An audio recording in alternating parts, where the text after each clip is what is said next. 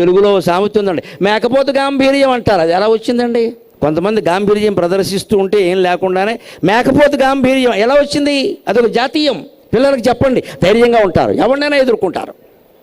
ఒక మేక అడవిలో తిరుగుతోంది. మేక గడ్డ ఉంటుంది కదా. ఒక సింహం ఎదురైంది. సింహానికి ఆశ్చర్యమైంది, ఈ దాడేవాలా కౌన్ హై అని. ఈ గడ్డ ఉంది. అంతవరకు అది మేకను చూడలేదు. సింహానికి మేకను చూసే పని ఏముందండి, దాని ఆహారం వేరు కదా, ఏనుగులు చంపుతుంది, దాని మేకను చూడాల.